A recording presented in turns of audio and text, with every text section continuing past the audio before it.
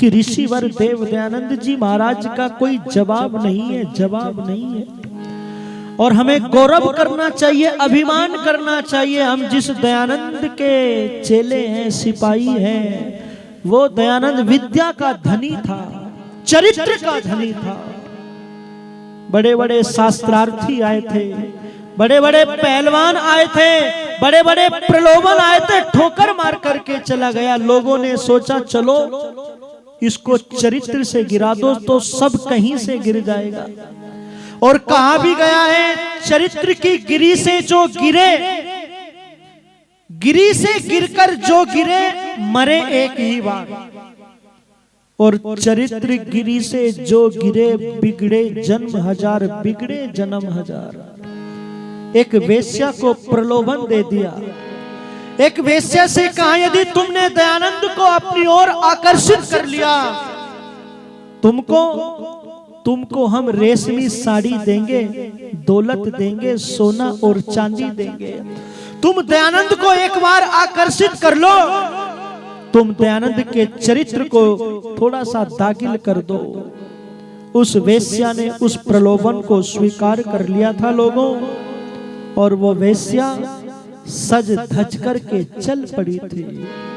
और उधर ऋषि दयानंद की क्या स्थिति है, बस चंद पंक्ति में ऋषि का गुणगान कर रहा हूं। ऋषि के चरित्र की एक झलकी आपको देना चाहता हूं। वेश्या सज और धज करके चली है, और उधर ऋषि दयानंद जी, महर्षि थे मगन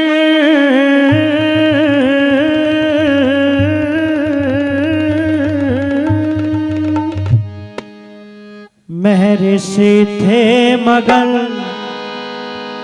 कर रहे थे भजन। योगी को याद प्रियतम की आने लगी, हुस्न की एक कली तन से सज कर चली, हुस्न की एक कली तन से सज कर चली, अपने नैनों का जादू चलाने लगी। हुस्न की एक कली तन से सज कर चली, अपने नैनों का जादू चलाने लगी।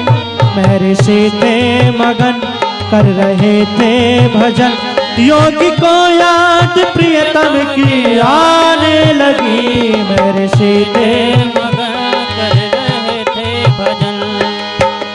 पायल खनकाई थी, मद में इतराई थी, पायल खनकाई थी, मद में इतराई थी। एक एक पग आगे बढ़ाने लगी।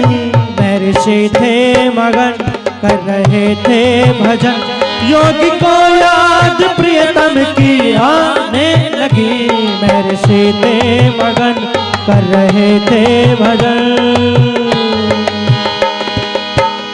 वेश्या छल से भरी लालच ने तंग करी, वेश्या छल से भरी लालच ने तंग करी, अपनी बेशर्म हरकत दिखाने लगी। महर्षि थे मगन, कर रहे थे भजन, योगी को याद प्रियतम की आने लगी। हुस्न की एक कली तन से सज कर चली, अपने नैनों का जादू चलाने लगी। महर्षि थे मगन,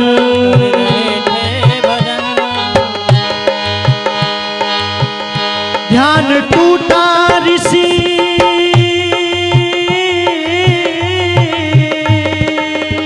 देखा स्वामी ने जब हाल समझे थे सब, देखा स्वामी ने जब हाल समझे थे सब, बोले बेटी को खुद को डुबोने लगी।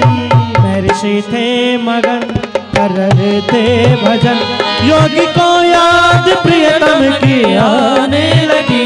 हुस्न की एक कली तन से सज कर चली, अपने नैनों का जादू चलाने लगी। महर्षि थे मगन, मुरझाया मुखड़ा वो चांद का टुकड़ा, वो चांद का टुकड़ा, वो टुकड़ा वो, चांद का टुकड़ा वो, कर्मठ चरणों में सर को झुकाने लगी।